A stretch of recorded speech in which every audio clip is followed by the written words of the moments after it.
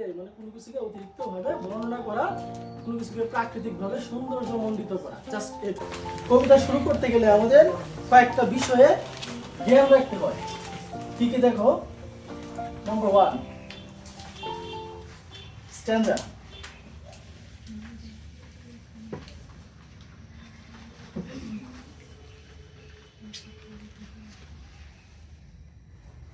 Rhyme.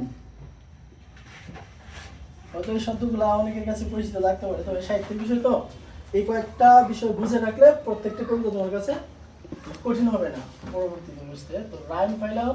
Number 3 metaphor, simile, personification.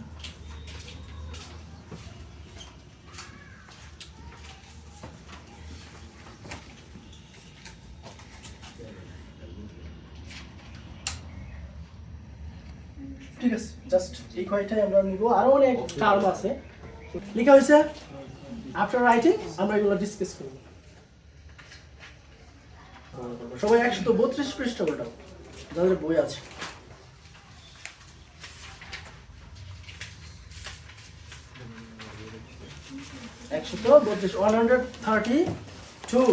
দেখো এরকম একটা পেজ, এই যে এরকম একটা পেজ আমরা পাচ্ছি। দেখুন লেখা আছে রিডিং ফ্রম ইংলিশ লিটারেচার। আশা করি লেখা শেষ, ঠিক আছে? তো এদিকে লক্ষ্য করো, স্ট্যান্জা মানে কি? স্ট্যান্জা, হ্যাঁ, মূলত আমরা ওই যে স্টেপ বলি না, কিন্তু আসলে এটার বাংলা হচ্ছে স্তবক। হ্যাঁ, তুমি কবিতায় দেখবা যে সংক্ষেপে দেখাচ্ছি যে এরকম কয়েকটা লাইন দিয়া পরে একটু ফাঁক থাকে না, দেখো লেখা আছে। প্রথম কবিতাটা দিয়ে আমি একটু দেখাই নিই। ওই যে বুকস একটা কবিতা আছে অসাধারণ, এই কবিতাটাই আজকে আমাদের ফোকাস পয়েন্ট। এখানে দেখো ওই যে 4টা লাইন দেওয়ার পরে একটু ফাঁক আছে না, পরে আবার ফাঁক, এই প্রত্যেকটা কি বলা হয়? স্ট্যান্জা বা স্তবক। এখানে কয়টা স্ট্যান্জা আছে তোমরা বলো? 4টাই আছে, কারণ এখানে 4টা গ্যাপ না, 1 2 3 4, এটাই হচ্ছে কি স্ট্যান্জা। আর এই স্ট্যান্জার মধ্যে কি থাকে? কতগুলো লাইন থাকে। স্ট্যান্জা কি লাইন নাকি লাইনের সমষ্টি? হ্যাঁ, এভাবে খেয়াল রাখবা। লাইনগুলো কি? প্রত্যেকটা তো লাইন তো জানি, প্রত্যেকটা সেন্টেন্স। আর স্ট্যান্জা মানে কি? হ্যাঁ, কয়েকটা সেন্টেন্স সমষ্টি। জিনিসটা ক্লিয়ার। এরপর রাইমে চলে যাই। এটা আমাদের খালি ধারণা নিব, এটা আমাদের কাজে লাগবে না। রাইমটা হচ্ছে ছন্দ। রাইমটা কি? ছন্দ। যেমন আইন বিগ প্যান্থার, এগুলো আমাদের সাহিত্যে যারা স্টুডেন্ট আছেন তারা এগুলা পড়াশোনা করে। তো এটা আমাদের অত গভীরে যাবো না। এটা হচ্ছে ছন্দ। ছন্দ কেমন? আমরা বাংলায় ছন্দ মিলাই না। কাজী নজরুল ইসলামের এই বিদ্রোহী কবিতা শুনছই, বলো বীর বলো উন্নত মনশীর, শির নিহারি আমারই নত শির শিখর হিমাদ্রির, বলো বীর মহাবিশ্বের মহাকাশ ভারী, চন্দ্র সূর্য গ্রহ তারা ছাড়ি। এটার শেষে ছন্দ আছে না? কবিতা কিন্তু বিশাল বড়। এখন তোমাদের তো মোটামুটি ছানাও আছে, তো এখন হয়তো পারবো না বললে। এই যে একটা ছন্দ, এটা নামে কি?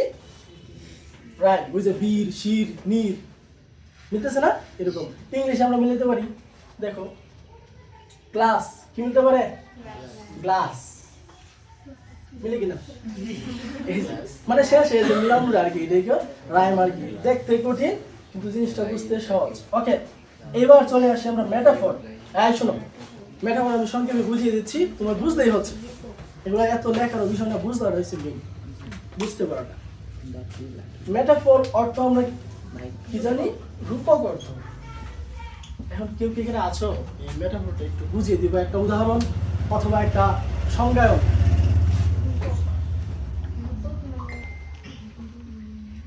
এনিওয়ান। আমরা অবশ্যই এগুলো সাহস করতে হবে এটা বলার। মেটাফর কি? রূপক অর্থ মানে কোন একটা সত্য ঘটনা কোন একটা ছন্দ আকারে। আচ্ছা, ধন্যবাদ প্রচেষ্টা রাখার জন্য। এই শোনো, বুঝে নি। মেটাফর হচ্ছে রূপক মানে কি? রূপ। প্রথমে শব্দটা কি আসতেছে? রূপ। রূপ দেয়া। কোনো একটা জিনিসের রূপ অন্য কোনো কিছুর মধ্যে পাওয়া গেলে সেটা হচ্ছে রূপক অর্থ। একটা এক্সাম্পল দিয়ে ক্লিয়ার হয়ে যাবে বিষয়টা।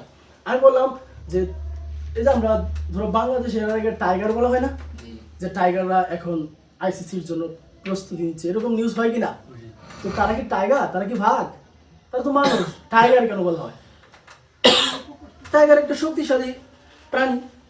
এটা শক্তি সামর্থ্য, তেজ অনেক বেশি এবং খুব গৌরবান্বিত একটা প্রাণী, রাজকীয়, ম্যাজেস্টিক। এই যে গুণটা বোঝানোর জন্য তাদেরকে কি বলা হয়? টাইগার। এটাই মেটাফর। যেমন আমি বললাম যে ইউ আর এ লায়ন, তুমি হচ্ছে একটা সিংহ। তুমি কি এরকম বলবা, স্যার আপনারা কোন বনে দেখছেন? আমাদের স্যার কি সুন্দরবন দেখছেন, আমাদের লায়ন ডাকলেন। তো এটা কি মেটাফর হইলো? না। এটা কি? এটা মেটাফর হইলো। এটা এই তুমি সরাসরি লায়ন না, মেটাফর মানে এই সিংহের যে গুণ এটা তোমার মধ্যে আছে। সিংহ একটা রাজকীয়, তোমার কাজ কথাবার্তা সবগুলোতেই কি একটা রাজকীয় ভাব আছে, এটাই মেটাফর। ক্লিয়ার? আশা করি মেটাফরটা আমাদের ক্লিয়ার। যেমন তোমাদের এই বইয়ে আমরা কতক্ষণ পরে একটা টার্ম পাবো, আগে একটু বলে নিই। কবি এখানে বলছেন each book is a magic box. কি বলছেন? ইচ বুক, ইচ মানে কি? প্রতি। আর বই মানে কি? বুক মানে বই, প্রতিটি বই ইজ হয় এ ম্যাজিক মানে কি একটি জাদুর, বক্স মানে বাক্স। তাহলে প্রতিটা বই হয় জাদুর বাক্স। এখন বই আমরা যে পড়ি, কবি এটাকে তুলনা করছেন কিসের সাথে বলতো? বক্সের সাথে। এখন বই কি জাদুর বাক্স? এটা কি আমরা সরাসরি দেখতেছি না। এখন কেন বলছি? জাদুর মাধ্যমে মানুষ যেমন করে অসাধারণ জিনিস দেখাইতে পারে, হ্যাঁ, অস্বাভাবিক জিনিস দেখা, আমরা জাদুর মাধ্যমে এগুলা দেখি না। এই বিশেষ করে আগে বিয়ে হইলে এগুলো দেখা যেত, হ্যাঁ, তারা কবুতর বানায় ফেলতো।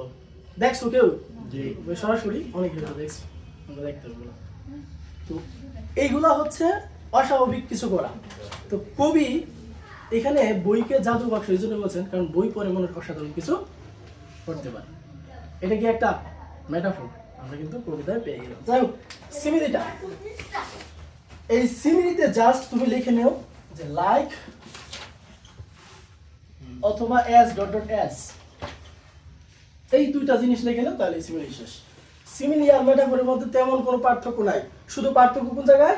Like, S dot dot S এগুলো থাকে সিমিলিতে, আর রূপকে কি বা মেটাফরে কি থাকে না। যেমন আমি দুইটা উদাহরণ দিয়ে দিচ্ছি, দেখো। হি ইজ এ টাইগার, বলো এটা মেটাফর নাকি সিমিলি? এটা মেটাফর, কারণ এখানে সরাসরি আমরা তুলনা করে ফেলছি। বাট আমি যদি বলি he is like a tiger, he is like a, এখন কি মেটাফর হইলো নাকি সিমিলি হয়ে গেল? বলো। It is called simile. বুঝছো? অথবা আমরা বলতে পারি যে he is as talented as his father, তাহলে এটা কি হবে? সিমিলি না মেটাফর? বলো। সিমিলি হবে, কারণ এই যে দুইটা অ্যাজ আমরা কিন্তু পেয়ে যাচ্ছি। আচ্ছা, এবার চলে আসি আমরা 5 নাম্বার টার্ম বুঝে নিই। কি আছে? এটাও মানে উদাহরণের মাধ্যমে বুঝে নাও। পার্সনিফিকেশন, পার্সন অর্থ কি? ব্যক্তি। এখন এই পার্সনিফিকেশনের বাংলাটা হচ্ছে ব্যক্তিত্বকরণ। কেমন এটা? যেমন কোনো বস্তুকে, এই শোনো সবাই, আমি কিন্তু যে কাউকে একটু প্রশ্ন করে ফেলতে পারি, বিষয়টা বুঝছো কিনা তো আমাকে দেখাতে হবে, বোঝাতে হবে। এই যে কলম, এটা কি কথা বলতে পারে? না। এখন ধরো এটা দিয়ে আমি কথা বলাইলাম, কিভাবে?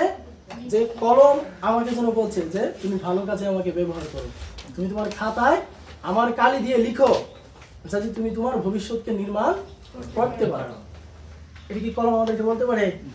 কিন্তু আমরা কি করছি? বলাইছি না। এটার নাম কি? পার্সনিফিকেশন। আমি আশা করি শর্টকাটে বিষয়টা আমাদের বুঝে এসে গেছে। যখন কোনো বস্তুকে জীবন দেওয়া হয় এবং মনে হয় যে এটা ব্যক্তির কথা বলতে, সেটা কি? পার্সনিফিকেশন। কবিরা এটা বেশি ব্যবহার করে, সাহিত্য তো।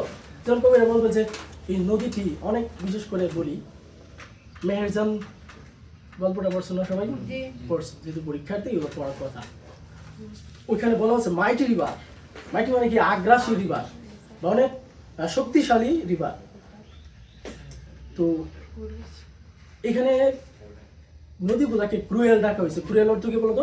নিষ্ঠুর। আর নদী কি নিষ্ঠুর হতে পারে? না। এটা কিন্তু একটা এই বস্তু, মানুষ নিষ্ঠুর হয়। বস্তু তো নিজেই তো চলতেছে প্রাকৃতিক নিয়মে, সে কিভাবে নিষ্ঠুর হবে? কিন্তু আমরা কি তাকে নিষ্ঠুর বলি কি জন্যে? তার ক্ষতিকর দিকটা বুঝাইতে আমরা তাকে পার্সনিফিকেশন করতেছি। ঠিক আছে? আচ্ছা, তাহলে যে কেউ আমাকে একটা উদাহরণ দাও। তোমার নাম আফিফ না? আচ্ছা, দেখছো, তুমি দাঁড়াও। তুমি পার্সনিফিকেশনের একটা উদাহরণ দাও, যে কোনো একটা বস্তুকে তুমি কথা বলাই আর কি। ধরো এই সকালবেলা তুমি ঘুরতেছো ধানের ক্ষেতের পাশ দিয়ে, তুমি বলতেছো যে এই সবুজে সমারোহ ফসলগুলো যেন মানে গান গাচ্ছে। এই ফসল কি গান গাইতে পারে? কিন্তু আমরা যে কল্পনা করছি তাকে কি গান গাওয়ার মতো একটা ক্ষমতা দিয়ে দিছি, সেটাই কি personification. Okay, by the way আমাদের আলোচনা কিন্তু এই টার্মগুলো শেষ। এটা বুঝাইলে পুরো ক্লাস শেষ হবে, তারপরে মজা লাগবে, কিন্তু আমরা এত সময় এটাতে দিচ্ছি না। সেই সরাসরি লিখে ফেলো বুকস, এগুলো বুকস। এই কবিতা এখন পড়াবো, আসলে পরীক্ষার আগে হয়তো তোমরা পাবে না এই ক্লাসগুলো, কারণ চলে যাচ্ছে তো, পড়া অনেক বাকি। এখন যদি বেসিক ক্লিয়ার করে নাও, পরে তোমার অনেক বড় হবে। কে লিখেছেন? লিওনার্দো ফার্জিওন। যাদের পড়া তাদের ভালোভাবে কিন্তু একটা রিভিশন হবে। আর এখানে লোক বেশি পড়া কয়জনের বা আছে। ফার্জিওন কবির নামটা একটু খেয়াল রাখার চেষ্টা করবো। কি লিখলাম আমরা? বুকস। কে লিখেছেন? লিওনার্দো ফার্জিওন। শুরু করে দেই নাকি? হ্যাঁ, শোনো ভালোভাবে, লাইনগুলো মনোযোগ সহকারে শোনো এবং বাংলাটা বুঝে নাও। যে কোনো প্রেক্ষাপটে প্রশ্ন করো, তোমার জানার বাইরে যাবে না ইনশাআল্লাহ। প্রথমে কি বলছে? এই কথা হচ্ছে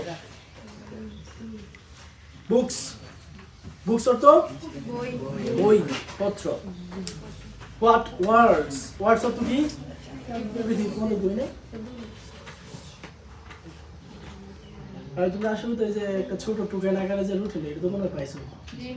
তাহলে ওই অনুযায়ী সবাই বই নিয়ে আসবা। ওই যে ওরা বই নিয়ে আসছে। কে কে বই আনছো না? একবারে সৎ ভাবে হাত তুলি তো। আচ্ছা, হাত নাও। এই শোনো, এখন ধরো তুমি বই আনছো না, আর তুমি গেছো কোথায়? এই যুদ্ধে, কোনো একটা প্রয়োজন যুদ্ধে, তুমি বন্দুক নিছো কিন্তু কি নাই? বুলেট নাই। তুমি বন্দুক স্টিয়ারিং করে পুরা প্রস্তুত, গুলি করে ফালাই দেবো, সব যা আছে সব মরে যাবে। চার্জ দিতেছ না, কিছু তো আসে না। যাই হোক, মজার কথা, কথার কথা, বাট এটা হচ্ছে কি আমাদের অস্ত্র জীবন, ছাত্র জীবন তো এগুলোই লাগে। শোনো, বলছো what words of wonder are our books. অর্থ কি? এখানে কিন্তু একটা এক্সক্লেমেশন চিহ্ন আছে। দেখো, বলছে আমাদের বইয়ের পৃথিবীটা কত বিস্ময়কর, কত আশ্চর্যজনক। এই কথাগুলো না একটু শুনো, পরে কিন্তু আমি কয়েকজনকে after finishing this poem I will ask someone that what is the theme or what is the summary of this poem. So be attentive in your class and listen my words attentively. বুঝতে পারছো?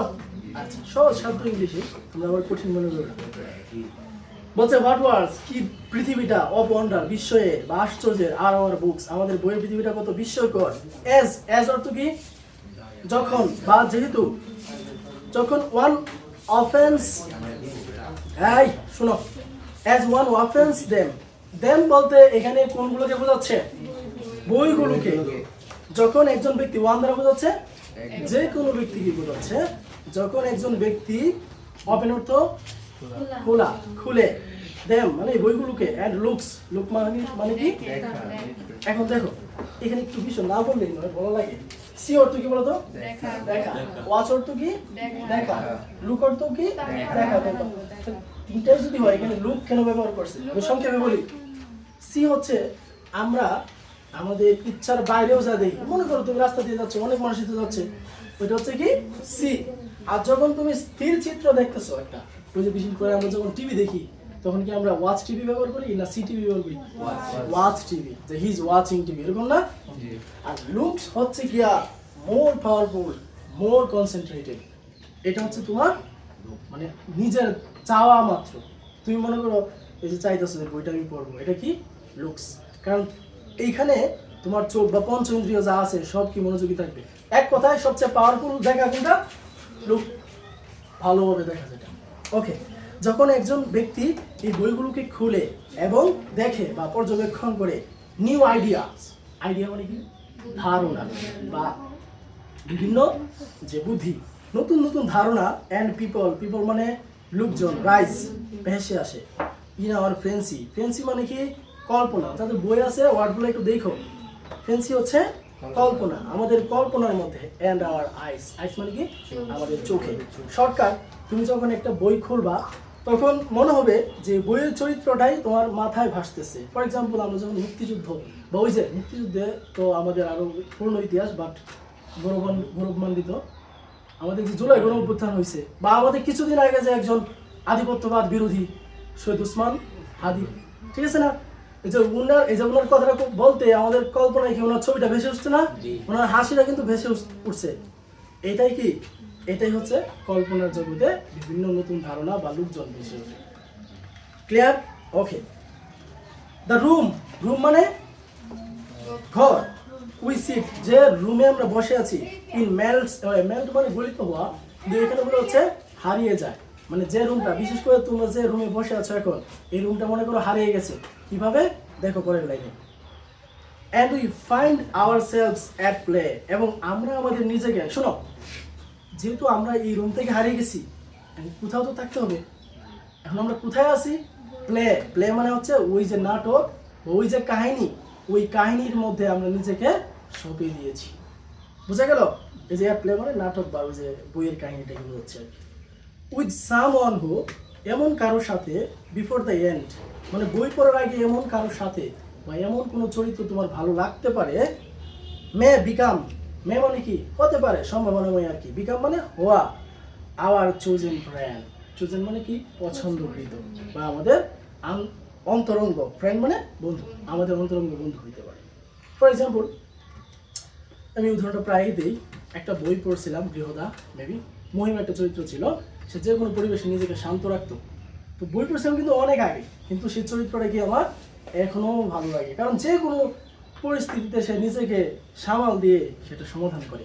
তো ভালো একটা চরিত্র না? এখন তোমার এই পছন্দের সাথে মিলে গেছে, সে বন্ধু হয়ে গেছে। এই বিষয়টা কিন্তু এই লাইনে বুঝিয়েছি। ওকে, পরে দেখো, অর অর্থ অথবা।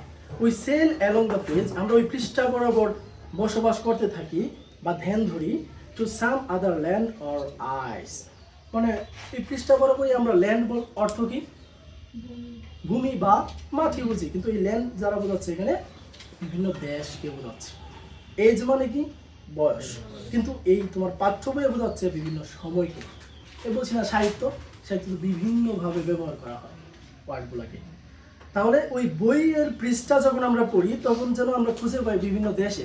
যেমন তুমি যখন একটা ইংল্যান্ডের বই পড়বা, তখন ইংল্যান্ডের কাহিনীগুলো তোমার কল্পনায় ভেসে আসবে না?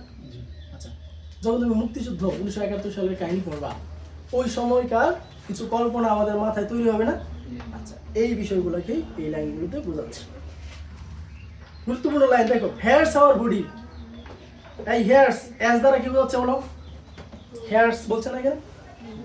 এস দ্বারা কি বোঝাচ্ছে? Is. Hair is our body, মানে আমাদের বডি মানে কি শরীরটা এখানে। In the chair, in the chair মানে কি চেয়ারের মধ্যে, বা কেদারা আমরা বাংলায় বলি, কিন্তু চেয়ার তো চেয়ার হিসেবে ব্যবহার করি। তোমরা বেঞ্চের মধ্যে বসে আছো, আমাদের শারীরিক যে গঠন এখানেই কিন্তু স্থাপিত। বাট দেখো কি হয়েছে, but our mind is over there, আমাদের মনটা কোথায়? ওই ঘটনাস্থলে চলে গেছে। তুমি যে বইটা পড়তেছো সুন্দর করে, তখন হয়তো তুমি এই জায়গায় বসে আছো, তোমার মনোযোগ কই চলে গেছে? ওই কাহিনীর মধ্যে। এটাকেই বোঝাচ্ছে এখানে মাইন্ড ইজ ওভার দেয়ার। এই লাইনটার অর্থ কি? Each book is a magic box, প্রত্যেকটা বই একটা জাদুর বাক্স বা বক্স। এই গুরুত্বপূর্ণ লাইনগুলো কিন্তু এখন আসতেছে, এগুলো থেকে প্রশ্ন আসবে। এই যে পিছনে একটু ধৈর্য ধরো, অনেকক্ষণ তোমরা ধৈর্য ধরে বসে আছো, এটা ভালো লক্ষণ। শেষের স্ট্যান্জার 2 নম্বর লাইনে কি বলছে দেখো, হুইচ উইথ এ টাচ, যে বইয়ের সংস্পর্শে। এ চাইল্ড আনলকস, এই আনলক মানে কি আগে লক ছিল, পরে এটা আনলক হয়েছে। এই বইয়ের সংস্পর্শে একজন ব্যক্তি বা একটা শিশু কি হয়ে যায়? তার প্রতিভাকে উন্মোচন করতে পারে, তার ভিতরের যে শক্তিটাকে জাগ্রত করতে পারে। কিসের মাধ্যমে বলো? বইয়ের মাধ্যমে, স্পর্শের মাধ্যমে। In between there outside covers, এই লক্ষ্য করো, এই লাইনটার অর্থটা আমি একটু প্র্যাকটিক্যালি বুঝাই। আমাদের যে বইটা দুইটা কভার দিয়া ঢাকা না? জি আচ্ছা, এটা কি বোঝাচ্ছে? বিটুইন মানে দুইয়ের মধ্যে বইটা কি করে? দুইটা কভারের মধ্যে বইটা books hold all things for their lovers. All things মানে কি? সমস্ত কিছু, সব কিছু। লাভার্স বলতে কি বোঝাচ্ছে এখানে? দেয়ার লাভার্স, বই প্রেমী যারা, মানে পাঠক শ্রেণী আছে, ঠিক আছে, এরকম বই পোকা বিশেষ করে, সুন্দর একটা শব্দ। তো বই পোকাদের জন্য বই কি করে? সমস্ত কিছু ধরে রাখে। তাই এখানে মূলত ধরো একজন ডাক্তার ইঞ্জিনিয়ার হবে, সে কি আর্টস নিয়ে পড়বে না কমার্স নিয়ে পড়বে? সায়েন্স নিয়ে পড়বে। আর্টসও না কমার্সও না, কোনটা নিবে? সায়েন্স। কারণ ওইটা হচ্ছে ওই রিলেটেড। তুমি আমি তো চাইলে একটা ওষুধ লিখতে পারবো না, লিখলেও মুখস্থ করে আসতে হবে। মুখস্থ করে আসে যা আসে মাথায় তাই লিখতে হবে। এতে করে কি সুনাম ধন্য ডাক্তার হবে না, মানুষের জীবন যাই হোক। শোনো, তাহলে ওই যে দেখো একজন ডাক্তার হচ্ছে, ইঞ্জিনিয়ার হচ্ছে, সে ওই রিলেটেড বই পড়ছে, তাই না? এখন ধরো একজন সাহিত্যিক, সে কি বিজ্ঞান নিয়ে পড়ে থাকবে না বিভিন্ন গল্প বই উপন্যাস এগুলো নিয়ে পড়ে থাকবে? আবার দেখো একজন ব্যবসায়ী, সে কিন্তু ব্যবসা রিলেটেড বই পড়বে, ঠিক আছে? আবার ধরো একজন ইমাম সাহেব বা যারা ধর্মীয় কাজ করেন, তারা কি হাদিস বা বড় বড় যে কিতাবগুলা সেগুলো নিয়ে পড়ে থাকবে না? দেখো, কিন্তু সবগুলাই কি বই না? যে যেটাই পড়ে বই থেকে পড়তেছে, বই থেকে পড়তেছে। সুতরাং এই লাইনটা দ্বারা এটাই বোঝাচ্ছে যে যে সেক্টরই যাক না কেন, সব তথ্যই কোথায় আছে? বইয়ে আছে। এবং এই বইটা যদি কেউ একজন খুলে, তখন এই তথ্যগুলো সে পায়। এই জন্যই বলা হয়েছে বই কি করে? তার প্রেমীদের জন্য। এই শোনো, আমরা তো সাধারণত একটা ছোট হেল্প কারো কাছ থেকে পাইলে, বা কেউ যদি আমাকে অল্প হেল্প করে, আমরা তার প্রতি কৃতজ্ঞ হয়ে যাই না? তাকে পরবর্তীতে আবার এটা শুধানো বা তাকে একটু মানে উপকার করার চেষ্টা করি, তাই না? কিন্তু বই দেখো, তুমি এই বইয়ের মাধ্যমে কি না হয়। এখন তুমি বলতে পারো স্যার বই ছাড়াও তো জীবন চলে। আরে সব পৃথিবীর সবচেয়ে পবিত্র এবং সর্বশ্রেষ্ঠ বই কোনটা? আল কোরআন না? বই না? এখন তুমি যদি সব পার্থিব জীবন বাদ দাও, ডাক্তার ইঞ্জিনিয়ার টিচার বা অন্যান্য সব কিছুই বাদ দাও, তুমি ধর্মীয় লাইনে কাজ করতে চাও, বই ছাড়া পারবা? বইয়ের জ্ঞান ছাড়া তো পারবো না। তাহলে এই বই, এই শোনো, এই বই আমাদের এত ওতপ্রোতভাবে আমাদের জীবনের সাথে জড়িয়ে আছে। সুতরাং বইকে আমরা আসল শুভাকাঙ্ক্ষী ভাববো না, কাকে ভাববো? শোনো, একটা কথা আছে, যদিও বা বাস্তবে একটু ভিন্নতর হইতে পারে, কিন্তু আসলে সত্য, যে বই প্রেমীদের কিনায় কোনো সূত্র নাই। অনেকটা হয়, বই প্রেমীদের কোনো সূত্র নাই, কারণ বইয়ের